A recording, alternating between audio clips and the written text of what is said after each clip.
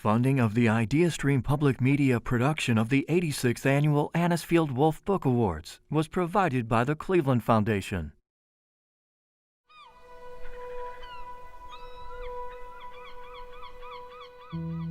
When you think of Cleveland, Ohio, what comes to mind?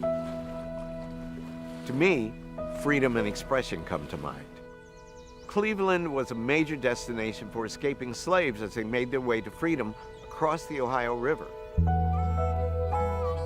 Cleveland is the home of the Rock and Roll Hall of Fame, which celebrates the music that has its roots in the blues. And Cleveland was the home of visionary philanthropist and poet Edith Anisfield Wolf. Devoted to social justice, Edith believed that the most critical issue plaguing the United States was racism, and that literature was uniquely able to tackle this entrenched problem in our society. And so began the Anisfield Wolf Book Awards. 86 years later, it remains the only American book award designed specifically to recognize works of literary excellence addressing issues of race and cultural diversity.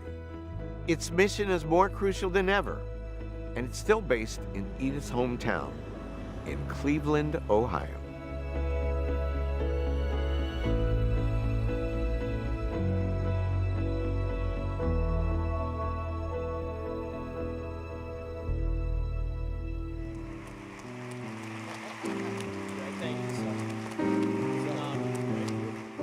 I won the Anisfield Wolf Book Award in 2017 for my book of poetry entitled Olio. What's up, Cleveland?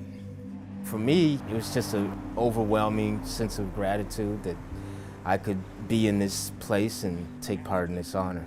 It's a real honor here, to be here tonight, to be in the presence of a tradition that seeks to treasure that funneling of spirit onto the page. Anisfield Wolf is a bellwether for excellent literature that inspires millions. Prizes suck when they're there to create hierarchies, but they're incredibly useful for bringing people to reading. We all need help, you know? And this is a prize that certainly gets it more right than other prizes that I've been involved in. If you look at the winners, and you look at all the winners, and then you look at the winners from another prize, I think you would say, wow, man, Anisfield Wolf is batting clear nearly 1,000. I won in 2015 for Hard Love Province, and it is for the category of poetry, and it was the inaugural year for poetry. So I was so thrilled and honored. I have tears in my eyes. I was so excited when I won the award. It gave me courage to go on. It really solidified everything I wanted to do in life. That is, to write poetry, to be an activist poet, to have my voice be heard.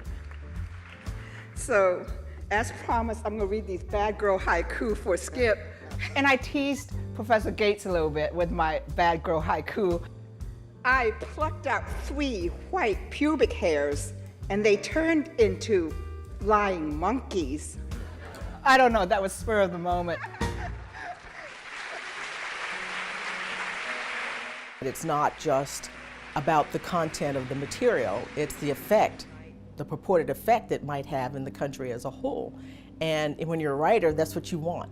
You want to know that your work is going to have an impact. And when somebody tells you that they think it's important enough that they're going to give you an award for it, that's when you realize you hit a home run for me, and that's what it was.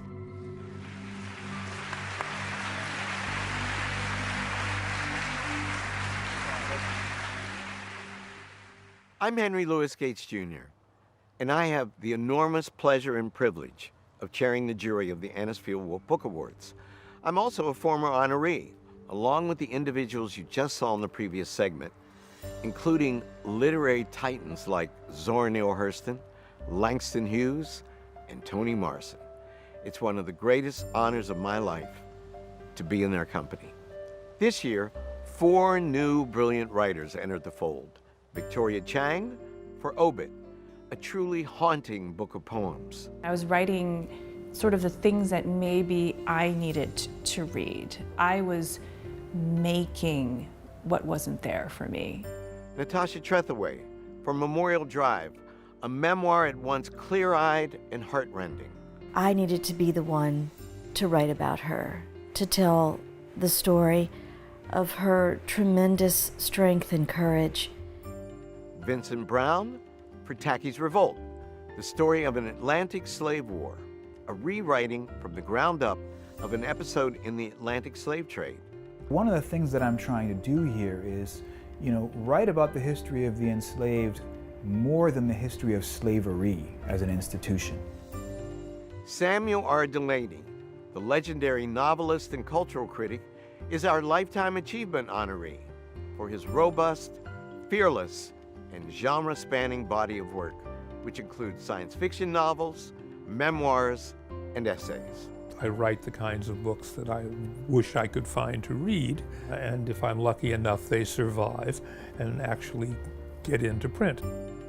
And for a second time, we honor James McBride for his hauntingly vibrant work of fiction, Deacon King Kong. In writing, when there's judgment, there's no journey. And writing is all about, good writing is all about the journey. In Obit, poet Victoria Chang prefers the stark, objective language of the newspaper obituary to that of the elegy, a form that overflows with sorrowful and often florid language. The immediate spark for these poems was her mother's death in 2015.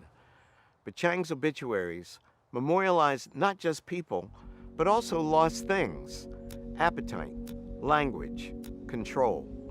Printed in narrow columns as if clipped from a newspaper, these pieces are interspersed with shorter pieces, giving multiple forms to a single voice's expression of loss.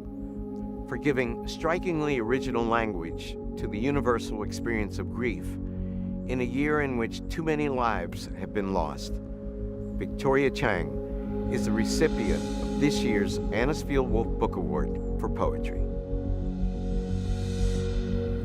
The Head died on August 3rd, 2015. When the two men finally came, they rolled a gurney into the other room, hushed talking and noises, then the tip of the gurney came out like a cruise ship. They were worried about dinging the walls. My mother's whole body covered with a blanket, her head gone, her face gone. Rilke was wrong. The body is nothing without the head. My mother, now covered, was no longer my mother. A covered apple is no longer an apple. A sketch of a person isn't the person. Somewhere in the morning, my mother had become the sketch, and I would spend the rest of my life trying to shade her back in.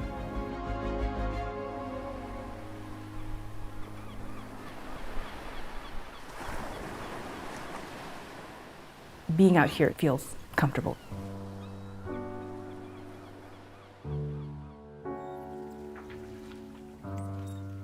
Just the way that people talk to each other, the way you can go around places and no one would think twice about what you look like, and there's just so many different kinds of people. It's not to say it's, perfect at all, but it feels comfortable to me, yeah. I was born and raised in a suburb of Detroit, Michigan. Growing up there was hard. So much of my upbringing was about assimilation. As an Asian American woman and child, we were mostly invisible. And when we were visible was when that was trouble. It was like you were having rocks thrown at you, or how many times in my life people pulled their eyes wide. I mean, it's endless, the numbers of times that when we were visible, it was abusive. So this one says, 最前面的是吗? So it says the one in the front, the one in the frontest front is mother.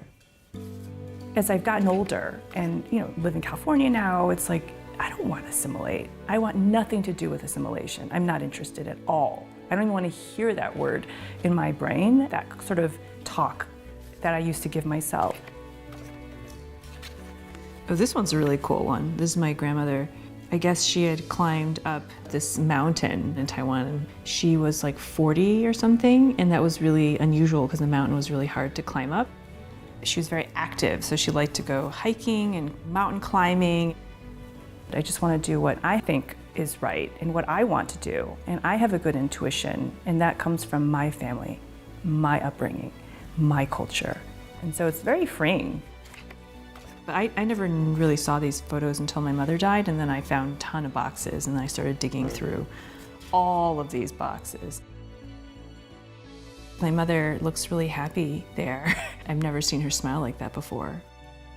Once my mother died, I just remember just writing things and crying at the same time. So it was very emotional, and I never really thought I was writing it for anyone else, but I do remember thinking, could I explain the feelings to someone, some imaginary person that I'm sitting across from? But I wasn't thinking that I was ever gonna publish these. I didn't even think they were poems. I think I would describe Obit as a distillation of grief. I did not want to write traditional elegies because everyone else had done it.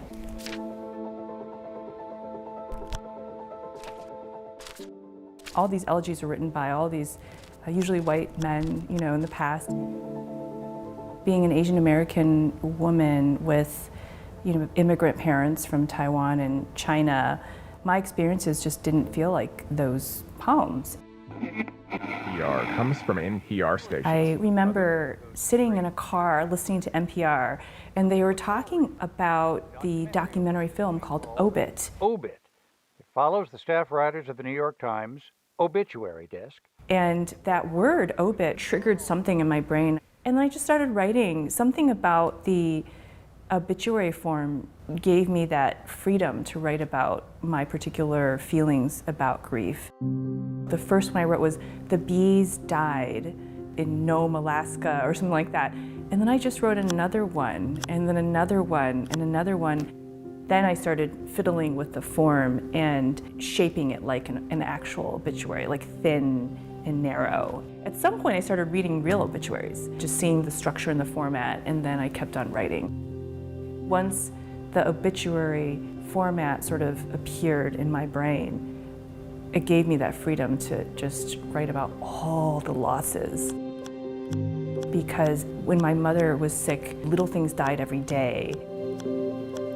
I was writing sort of the things that maybe I needed to read, if that makes sense. And so I was making what wasn't there for me.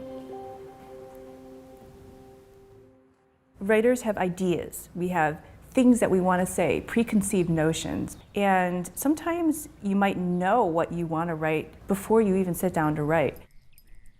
Come on, Mustard, slow down. Mustard's always racing to get back home. That is like the biggest nightmare for me as a poet. I do not want to know at all what I'm thinking or feeling. I just want to be taken along in the process. You don't want to be the person that's walking the dog. You want the dog to walk you. And I actually have dogs that walk me. They're wiener dogs, and they have very strong personalities, and I'm a total pushover. So when I take them for walks, they tell me where they want to go. But that's how I think about it. I think about it as you wanting the language to take you for a walk, but we don't know where we're going. How can they not be cute? They're so adorable. Living in America during the time that I've lived in America, it often felt like there is one way to do this or one way to do that.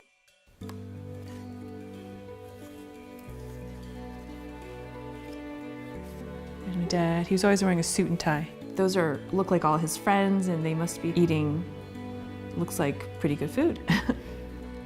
Our literature has been so dominated by other voices for so long that the way that I've written about grief adds to that diversity of voices. It's a new way of thinking about something. And by the way, new ways of thinking about things happen and have happened throughout history. It's just a matter of getting those voices out and acknowledging that those voices mean something too.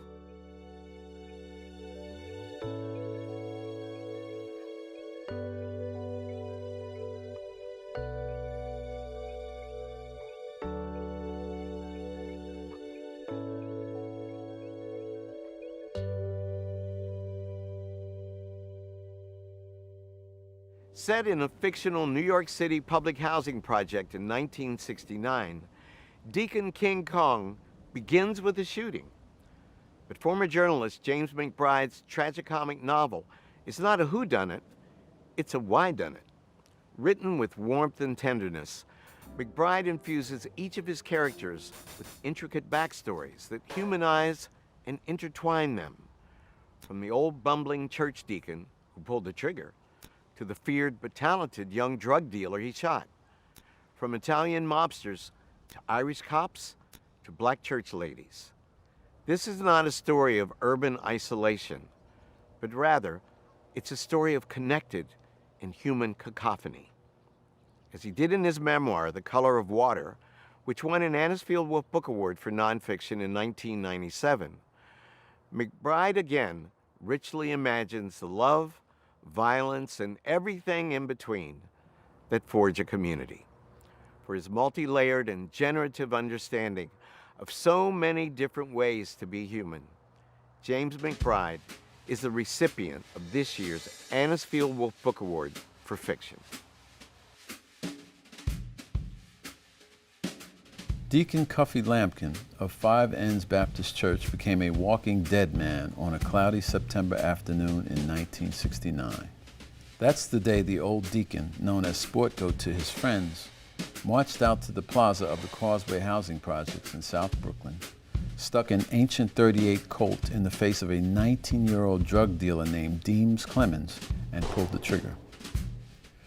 There were a lot of theories floating around the projects as to why old Sportcoat, a wiry, laughing, brown-skinned man who had coughed, wheezed, hacked, guffawed, and drank his way through the Cause houses for a good part of his 71 years, shot the most ruthless drug dealer the projects had ever seen.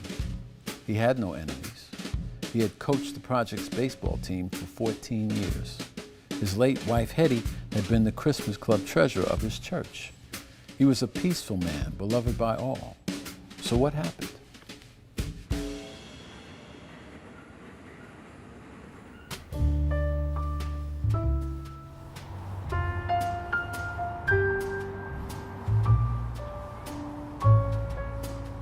This is my world here.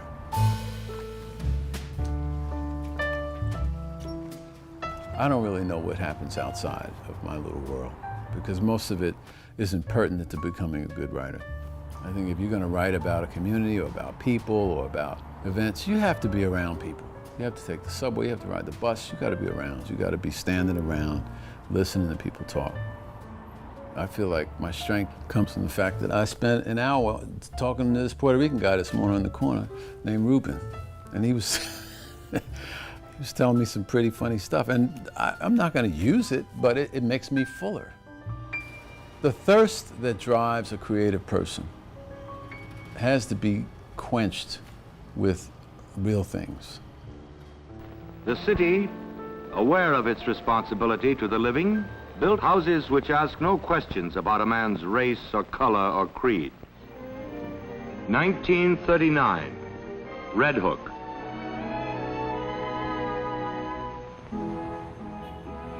Red Hook is part of the industrial poverty that the New York City Housing Authority represents. I mean, there are probably 40 or 45 housing projects in New York. Red Hook is one of the biggest. So certainly, you know, life reflected in Deacon King Kong mirrors some things that have happened in Red Hook. Deacon King Kong is a humorous look at a community that most people see from behind the wheel of a tightly locked car. You know, it's about many things. It's about a boy and a man. It's about a man and his wife, you know.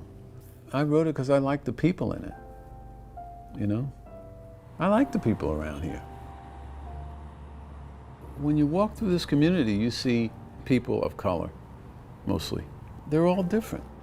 So for me, the characters in Deacon King Kong are as different and varied as white people when they are in their Catholic or Catholic church or Jewish temple. They're all unique, and my job as a writer is to serve the uniqueness by showing the reader how special each one of them is in their own way, without judgment. Because when there's judgment in writing, when there's judgment, there's no journey. And writing is all about, good writing is all about the journey.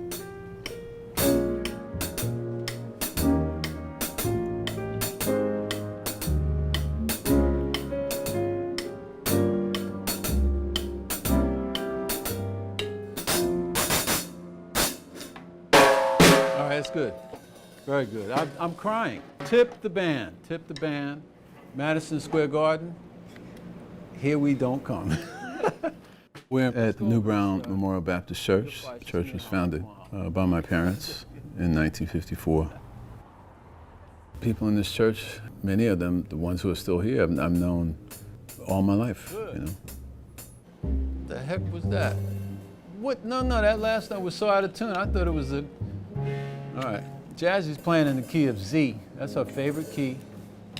These kids have been practicing down here. This is only the second time they've played together. So we're trying to teach them the business of jazz. We teach the business of music, but we just happen to be working on some jazz. Boom, boom, good. Good.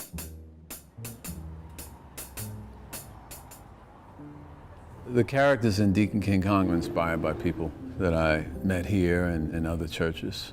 Those characters are pretty standard fare in any black church in any part of America in 1969. Same people show up on Sunday and take their teeth out during the repast and, you know, clomp them and then they put them back in their mouth. It's just, you know, it's a place where interesting things happen and good people live.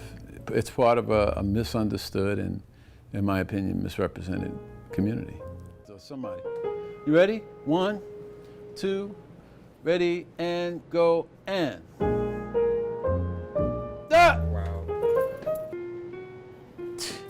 Oh, y'all are both fired, both of you. You know what James Brown used to do? Check this out. When James Brown was dancing, he'd be going, I got the feeling, And then when somebody would make a mistake, he'd point to him, he'd go like this. He'd point and go. I mean, he'd find him $5. So just like I'm James Brown. Got the feeling, 5, 10, because he hadn't been practicing. For me, it helped to fall into a world where there was at least some controlled explosion of life that I could witness, as opposed to what's happening in the world now, because I have no control of what happens in the world.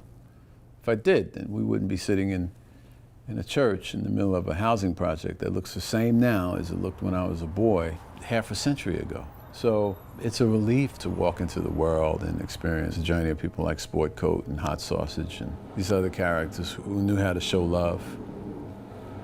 And that's really what you see in church, people who know how to show love. All right. Okay. All right, now do that again without bending your wrist. Okay. A novel is really a kind of wish. It's kind of a magical thing that you hope happens when you sit down to write. And so you call on everything you can to make it go. And you find that most of what you know doesn't work, just a small sliver, just a small slice of it works, 10% of it. In the case of Deacon King Kong, certainly a lot of the inspiration for it, if that's the word you want to use, comes from being born here and spending time here and, you know, continuing to work in the church as a grown man. It helps. But ultimately, you know, you're driven by your desire to make the world a little bit better and make people understand just a little bit more about things and people they might not necessarily know that much about. He got mad because he didn't want to play the right melody at the very end. Boom, boom, boom, boom. All right, thank you. All right, one more time.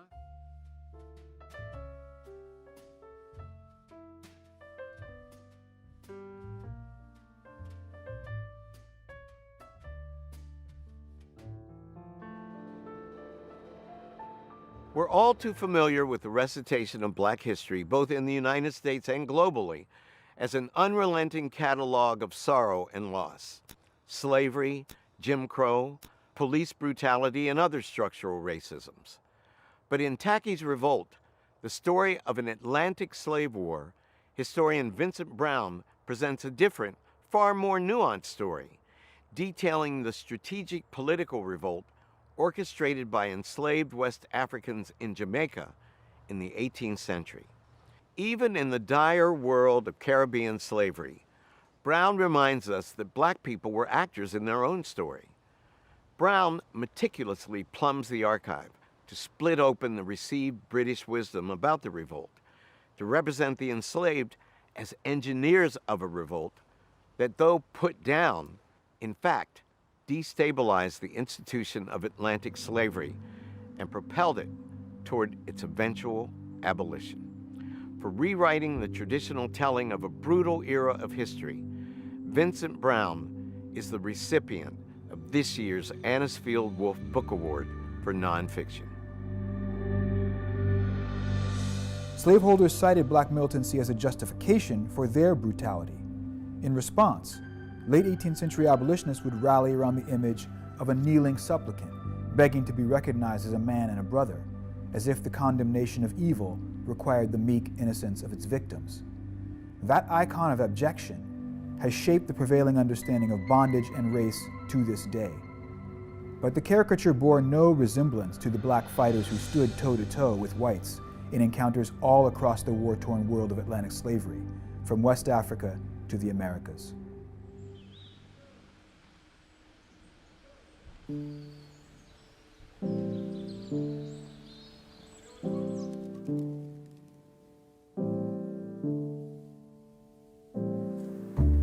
We know a lot about how things that happen in Europe shape things that happen in the Americas. We think about political developments in Europe and migration from Europe. We think about European wars and their shaping influence on American history.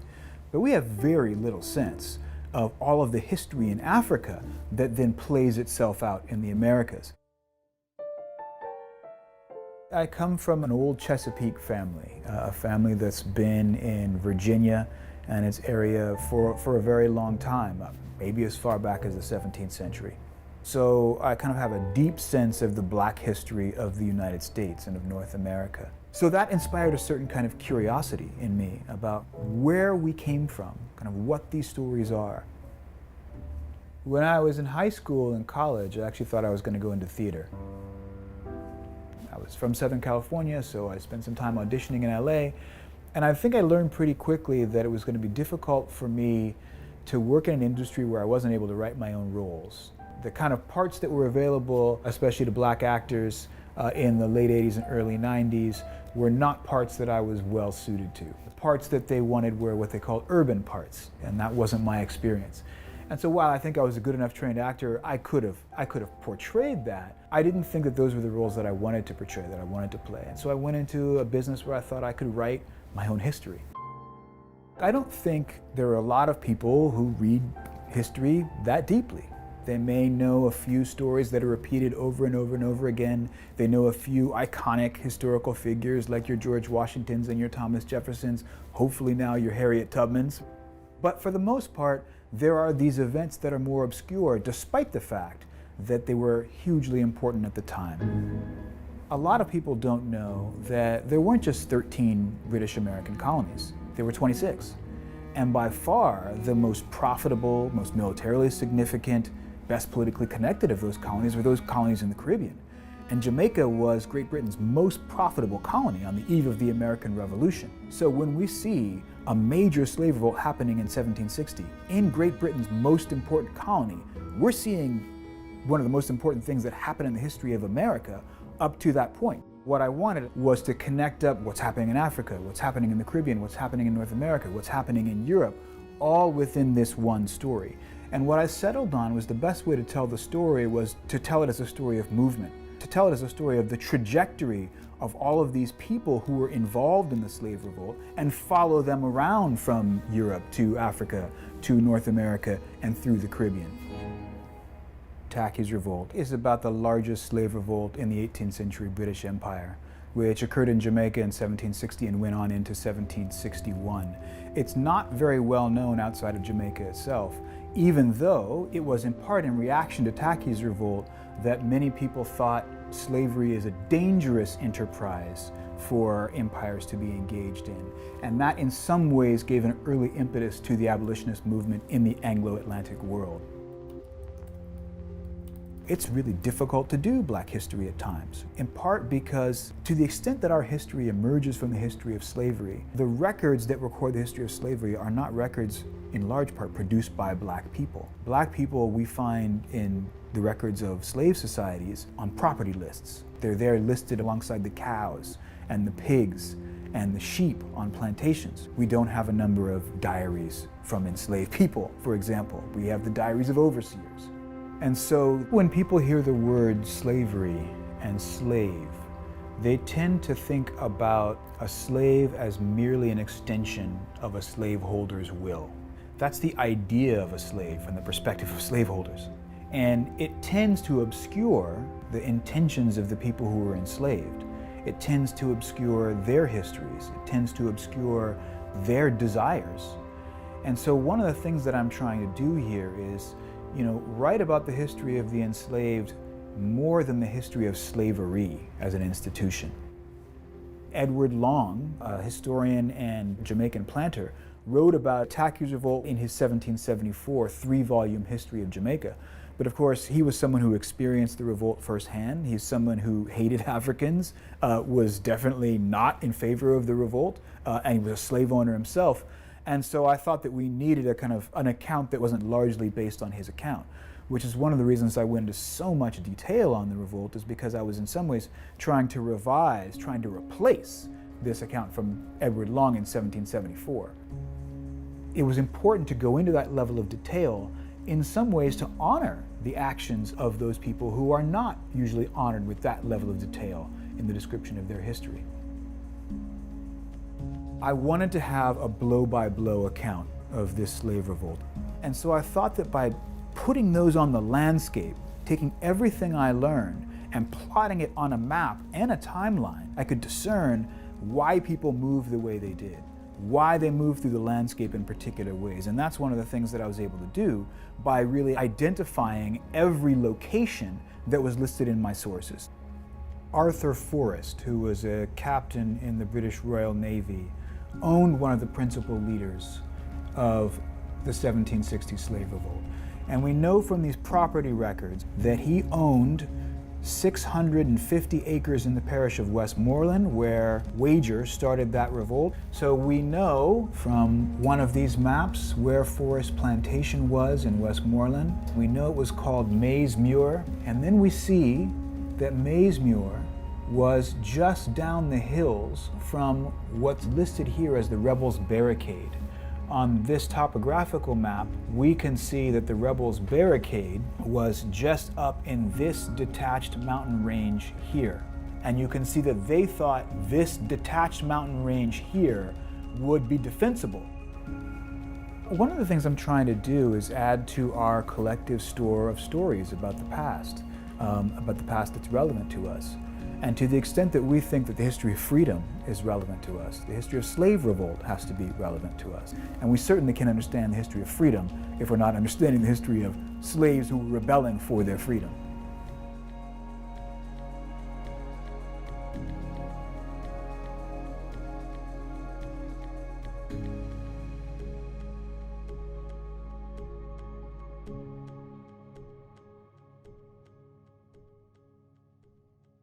Born in Mississippi on Confederate Memorial Day in 1966, Natasha Trethewey's existence was the result of an interracial marriage, still illegal in the state at the time of her birth.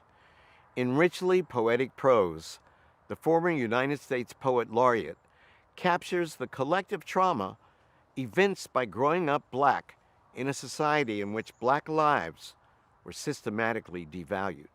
But this is also the powerful story of personal tragedy, the murder of her mother in 1985 at the hands of her abusive ex-husband. Trethewey blends her own self-reflection with her mother's concrete and straightforward account of violence, reproduced from the police record. The lyrical voice of the poet emerges through the act of transcribing her mother's own voice. For turning wounds into words that memorialize a life trapped by, yet transcending its circumstances, Natasha Trethewey is the recipient of this year's Anisfield Wolf Book Award for nonfiction. Often, when I am alone on the road, I think of traveling back to Mississippi each summer with my mother. The year before I was old enough to drive, she let me practice steering the car on long stretches of empty highway. I'd reach across the center console and take the wheel, leaning into her, my back against her chest, following the arc of the sun west toward home. For several miles, we'd drive like that, so close we seemed conjoined, and I could feel her heart beating against me, as if I had not one, but two.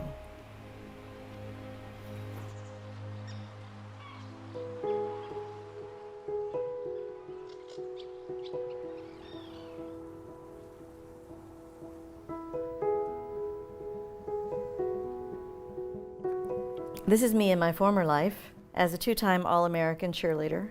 This is my toe touch. I can't do that anymore. The need for precision in cheerleading is something that I think poetry also absolutely needs. See, for example, this is a herky, but it looks like I'm doing a split because I kick out and my herky is pretty precise. But if you look at that arm there, that is not precise. So that would be something in a poem that, like a word out of place, that I would work on again and again to fix. After my own success as a writer and more attention being paid to my work, I noticed that when people wrote about me, they'd often mention my backstory. And in the backstory, there was my mother. And when they mentioned my mother, they mentioned her often as an afterthought, as a footnote, as a murdered woman, a victim. This one is a picture of my mother after she finished her Master's of Social Work and was working at the Capitol building in Atlanta. I love how happy and lovely she looks.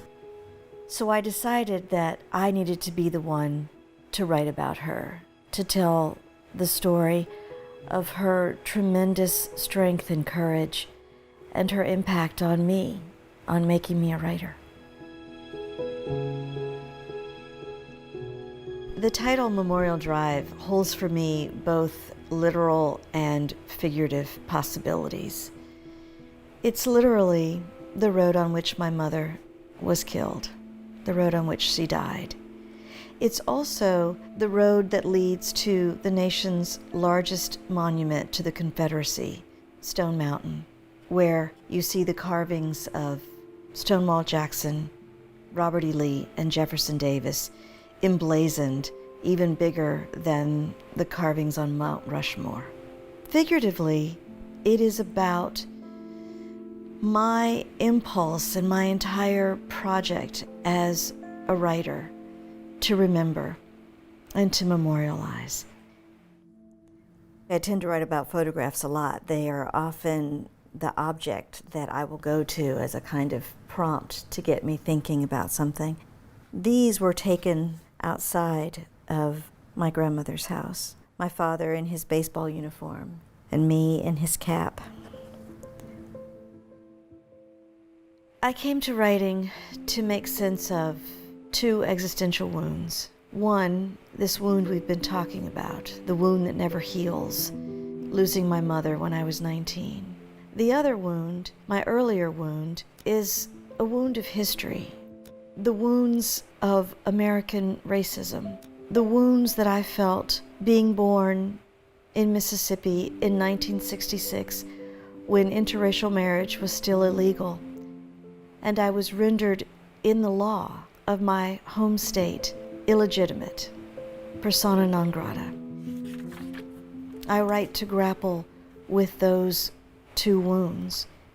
This is a place that I write down the kind of interstitial meta parts of Memorial Drive. And this one is one of those short pages about trying to start writing this memoir, to start writing about her. And I'm talking about the different ways that I write, how everything is so scattered. That section ends with me doing research about fire, how a car might catch on fire, and I wake up the next morning and my house burns. That's this passage is about. It took me about 7 years to write this book. It took so long because I wanted to get it right. I spent a very long time writing the first chapter of the book, which is mostly about my family, my mother's family in Mississippi, when my parents were still married, up until about when I was 6 years old. And I took so long because I didn't want to leave it. I didn't want to leave those years. It took me a long time to write the rest of it because I had to go to dark places that I'd been spending my whole adult life forgetting. I waited a long time before I looked at the police records. These are all of the police files that I was given back in 2005. In 2005, the police officer who had been the first on the scene the morning of my mother's murder stopped me because he recognized me and told me that after 20 years they purged the records and that he could rescue them for me. And he gave them to me and he said, with a bottle of wine, "You're going to need this." That was one of the hardest things for me to look at, but it's meant everything to me to at least have them. These are some of the transcripts of the phone conversations. I decided to make use of the transcripts in Memorial Drive because it would have been one thing for me to, as daughter, tell you how remarkable my mother was, how strong and determined and resilient she was, or I could let you see it in her own words. I wanted you, as a reader, to see who my mother was.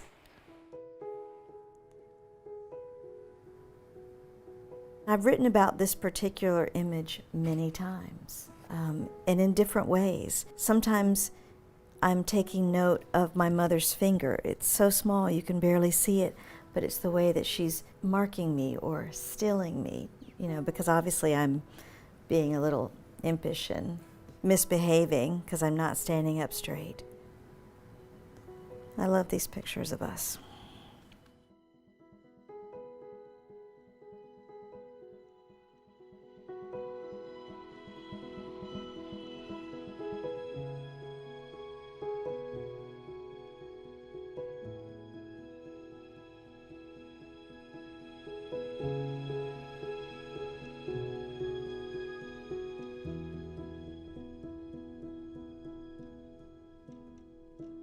In a career spanning nearly 6 decades, the prolific Samuel R. Delany has published in a range of genres, including the novel, literary criticism, and memoir. He's universally known as a foundational figure in the genre of science fiction for sweeping dystopian tales like Dahlgren and inventive interstellar fantasies like Babel 17. In addition, Delany, known to his friends as Chip, a nickname he gave himself as a child in summer camp, is also a fearless pioneer of gay literature. His memoir, The Motion of Light and Water, is a brave and unflinching portrait of a life that ran counter to the mainstream culture of the 1960s. Science fiction allows space for transgressive worlds in ways that realist genres may not. Look at his novel Triton, depicting a society on Neptune's moon free of sexual and gender normativity, or the post-apocalyptic world of the Fall of the Towers trilogy, which is set far in the future, in which distinguishing races based on the amount of melanin in their skin is not possible. For creating fantastic new worlds that invite us to better reckon with the real worlds in which we find ourselves, Samuel R. Delany is the recipient of this year's Anisfield Wolf Book Award for Lifetime Achievement. Look for shadow in this double-lit mist, a dark communion in the burning streets between the landscape and the smarting senses suggest more sterile agonies, clouds out of control decoct anticipation. What use can any of us have for 2 moons? The miracle of order has run out, and I am left in an unmiraculous city where anything may happen.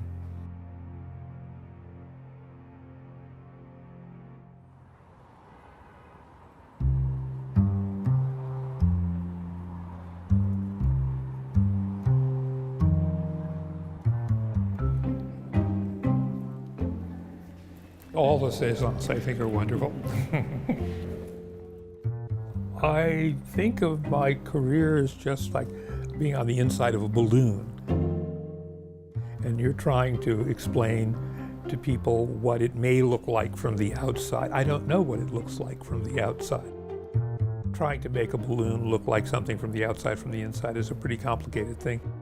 Eventually you just give up and let it take the shape it is. I'm a writer, that's all.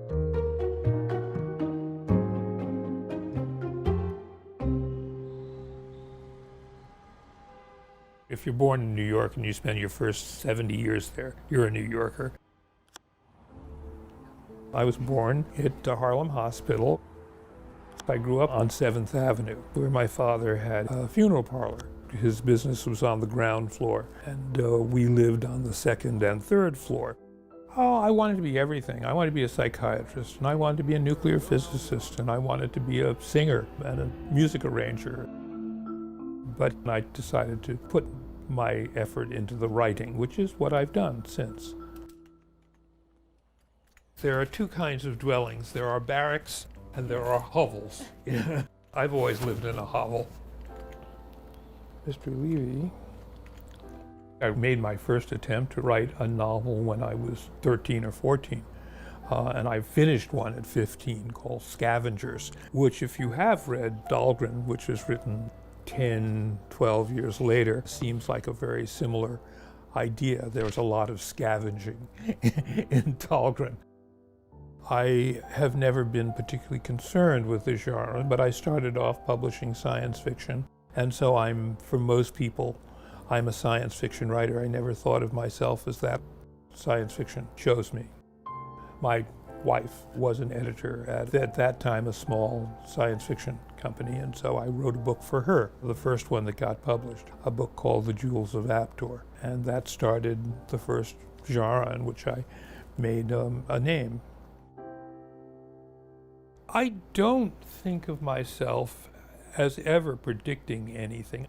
Prediction has never been what, for me, science fiction was ever about. Rather, it's training for thinking about difference. And so that when we do have a different way, it doesn't come and blindside you. I used to have a telephone. Now I only have a cell phone. The cell phone has got to be one of the most awkward pieces of technology. Inefficient cell phones are something I don't think we were ever taught how to deal with in science fiction. I just like walking and looking and walking. I'm always finding out things that are fairly common knowledge to certain whole groups of people that I'd never encountered. Why? I was too busy writing. There's very few artists of any kind who are like Chip Delany. The fact that he just wrote banger after banger after banger, just classic, vital, important, weird, funky, irresistible novels, and then books of nonfiction. I mean, Chip Delany goes from strength to strength. You rarely get anyone like this. The impact that he had as an African-American science fiction writer cannot be exaggerated. Eventually he worked. Writing takes up a lot of time, and it takes up more time for me because I have dyslexia. Where other people can get by with one superb, brilliant draft, I have to write 5, 6, 7, 12 drafts. Something like Through the Valley of the Nest of Spiders was about 7 years. And while I'm busy writing, the world is always busy changing. And you see, this thing fell over and shattered. They were going to fix it and put it all in a new piece of glass. He said, not on my life. He said, chance is a big part of what goes on. You break the glass, that's part of the artwork. I write the kinds of books that I wish I could find to read, and if I'm lucky enough, they survive and actually get into print. What influences what gets published? Chance.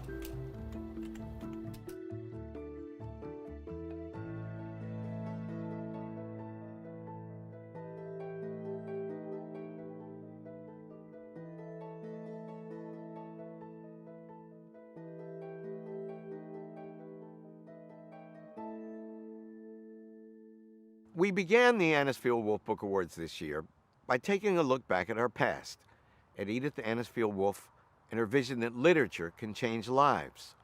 Up next, we meet Simone Miller from the Cleveland Metropolitan School District, who is developing her poetic voice.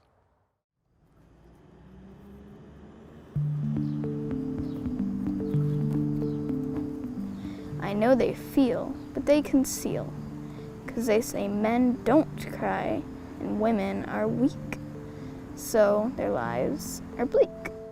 Poetry is magical. Nice, but more so like you're having a conversation. Yeah. Like you wouldn't in a conversation go, I know people. Children and adults, we use language on a daily basis to communicate. So to be able to teach them how to trust language as an art form is a powerful tool for kids to have, to be able to just play with language. And hopefully it's something they carry into their adult years. I know people, big and small. They communicate by text and call. My name is Nicole Robinson, and I have been working as a teaching artist for the Anisfield Wolf Book Awards and the Cleveland Foundation for quite some years. Every child leaves the workshop with a poem that they wrote and knowledge of the Anisfield Wolf Book Awards. My name is Simone. I'm going into 6th grade and I'm 11. I'm turning 12 in March. I haven't done like poetry in school or anything, so I didn't know much about it. I thought like all poems were like rhyming and stuff, but now I know there are like different kinds of poems. Is there one of you that would like to volunteer to read the poem? When I go into a classroom, this past year it was on the computer, on Zoom, we typically will read one of the historic award winners, and then we always try to read one of the poems by a new winner. The first poem that we read together was Victoria Chang's Barbie Chang. I remember the Barbie Chang one was about a Barbie, and it was like a Barbie going out in the world. And everyone was so excited to be able to write from the perspective of a toy. Kids loved the idea, they loved the concept. And then we read The Negro Speaks of Rivers by Langston Hughes, and so they loved that workshop as well because it gave them an opportunity to write about things that they know. The prompt was something you know, and like a lot of kids were like, I know my cat, I know Christmas, stuff like that. I just felt like I kind of wanted to be unique about it, and I know people, so obviously it's somewhat about people, but it's also about like, no one's perfect and nothing you do is going to be perfect. Like no option you have is perfect. Just the sounds? Yeah. Simone's poem has moments of depth and real seriousness, but while carrying the musicality and the rhythm that seemed really sophisticated for a child her age. I definitely like kind of feeling the flow, and it's like if you try it, it's really fun to just like think of all the rhyming words, which is what I mostly do. I just like thinking of the rhymes and also making it like actually mean something as well as it sounds good. People. I know people, big and small. They communicate by text and call. I know they feel, but they conceal, 'cause men don't cry and women are weak, so their lives are bleak. They call each other names, they separate normal and fame, but still they explore. Some are kind, some are mean and bore. Some make villages and bridges, some make walls and trust falls. People don't follow rules, so they make cages and tails when others fail. I know the human lows, the places they leave and the places they go. The TVs and the online shows, the glow on their faces when they get a new item, always wanting more, digging to the core. Plastic floats, building moats. I know the evil and the good, how they say you should, or that's a bad idea. Surely, in a couple years, I will know less fear and tears.